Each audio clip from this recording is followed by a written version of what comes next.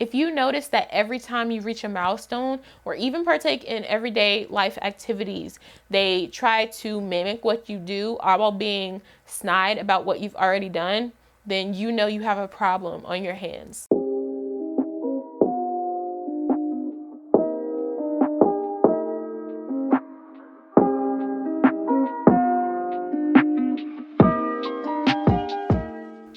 Y'all knew it was coming. We've assigned each of our friends a purpose. We've let go of those who didn't fit. Now it's time to address competition within our circle. Towards the end of the last video, I mentioned how competition can be a deal breaker in some friendships depending on how much it consumes the parties involved. If you didn't watch that video or the first installment of this series, then I will not only link them in the description box, but I will link them up here. Make sure to go watch those first. If you didn't watch this one, it will make this video make a whole lot more sense, okay? If you notice that every time you reach a milestone or even partake in everyday life activities, they try to mimic what you do, all while being snide about what you've already done, then you know you have a problem on your hands. This friend doesn't have a mind of their own, for one. And secondly, they're selfish because they don't know how to clap for your success. Now, don't get me wrong. There is absolutely nothing basic about doing the same thing that someone else has done before, because at the end of the day, it's very rare that someone is the first to do anything. There are so many different creative ways that you can spin one product, one service, one activity. Let's take makeup, for example. There are too many brands to name, but they're all getting their coin.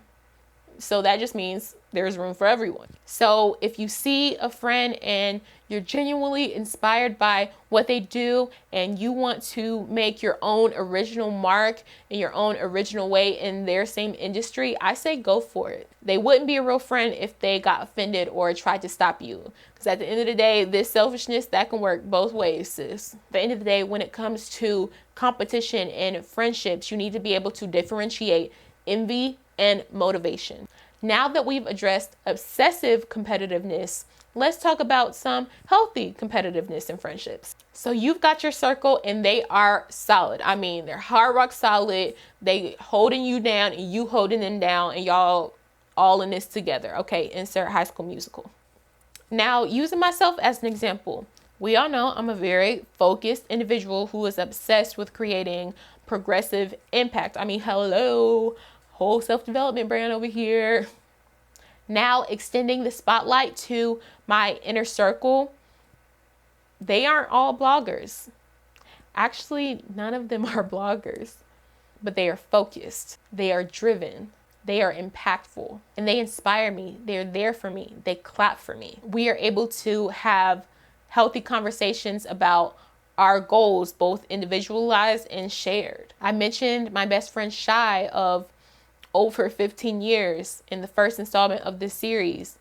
She is an amazing writer, just as I am. It's why I had her write the part of the first installment of my Let's Talk About Sex series on the blog, which that's a throwback. That was put out almost a year ago. So make sure to check that out on the blog if you haven't already, because she did dang on that one. Okay. I'm not sure if she'll ever start a blog, but one thing I know for sure that both of us want to do is write at least one book.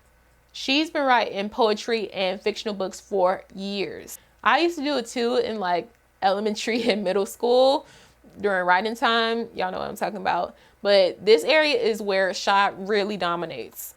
She also has never stopped writing. Meanwhile, I stopped and started in a completely different lane years later.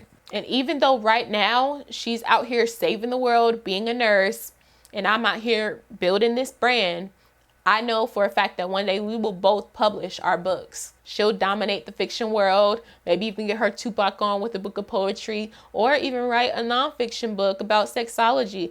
Y'all who read the Let's Talk About Sex series, y'all know what I'm talking about. OGs recognize. I'll make waves by sharing my grandmother's legacy through her memoir, May She Rest in Peace, as well as my own. And they'll all be bestsellers. So I've been telling a little bit of a fib when referencing competition throughout this series. The true tea is that in friendship, real, true, genuine friendship, there's no real competition. Even if Shy and I release books at the same time in the same genre, There will be no competition amongst us as individuals. That would just be purely a chart thing. Because, and hear me clear when I say this, when one of us wins, we all win. Sure, she could technically beat me out for the #1 spot on the bestsellers list, but I wouldn't feel like I lost. I'd be proud of her journey because I knew how much work it took for her to get to that point and use that as motivation for me to go even harder. Even looking at our collegiate journey, I went the traditional route and finished school in 4 years with no time off outside of the allotted academic breaks. Meanwhile, Shy took a year or two off to get her bread up, and then she went back to school, finished, and got a job before I even graduated in May. Now, what would have happened if we looked at each other as competitors? She probably would have resented me for going the traditional route, especially when she wasn't in school at the moment. And I probably would have resented her for getting her license and getting a job, a solidified job, before I even set foot across the stage, even though I was in school for longer than she was. But we haven't. Because like I said before, true competition is motivation. Throughout this entire journey, we've went through it together. We've supported each other. We've laughed together. We've cried together. We've studied together. That's what friendship is. There are times where your friends will pass you.